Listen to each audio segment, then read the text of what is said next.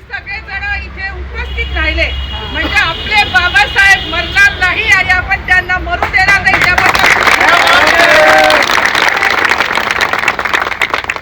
ही लढाई माझी जातीवादावरची किंवा त्याला अनुसरून नव्हती, ही संविधानिक होती.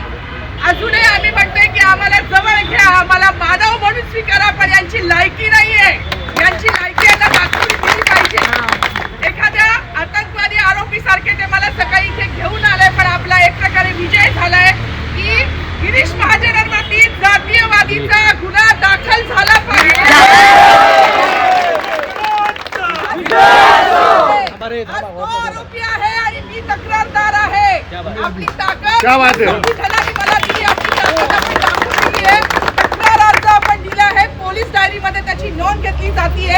आपले बहुतेक नॉलेजेबल वकील देशभरात माझ्यासाठी म्हणजे आपल्या बाबासाहेबांसाठी एक एक पॉइंट शोधून काढताय की गिरीश महाजन सारख्या मूर्ख माणसाला ही ताकद माझी वर्दीची नाहीये, कारण ही वर्दी मला फक्त आणि फक्त बाबासाहेब या देशातल्या प्रत्येक स्त्रीला, मग ती आरोग्य विभागातली असू दे, ती शिक्षिका असू दे, ती सफाई कामगार असू दे, ती कोणी असू दे, त्या प्रत्येक जातीतल्या बाईला हे संरक्षण बाबासाहेबांनी दिले. रात्री 2 वाजता तर मी रस्त्याने जाते आणि माझी कोणी छेड करते तर हक्कानी पोलिसांना फोन करून बोलवण्याचा अधिकार माझ्या बाबासाहेबांनी दिला.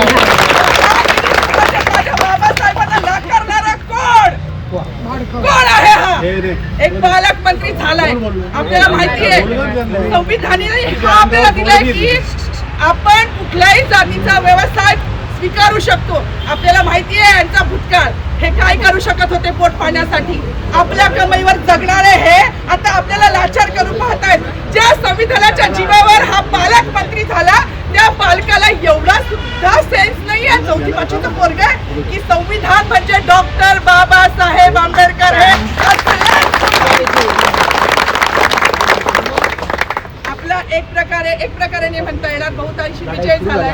जिथे मी आरोपी म्हणून आली होते तिथे आता मी तक्रारदार झाली आहे. आणि घाबरू नका.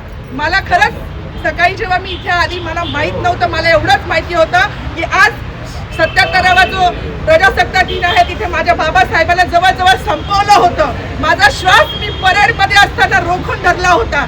मला बीपीचा त्रास आहे, कौतुक नाहीये त्याचं. मरायला तर सगळे आले, मी घाबरत नाही.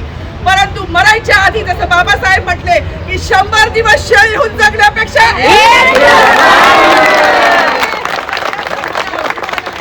मरायच्या आधी मी माझ्या बाबासाहेबांना त्या एका मूर्ख पालकमंत्र्यासमोर सिद्ध केलं, याचा मला अभिमान आहे.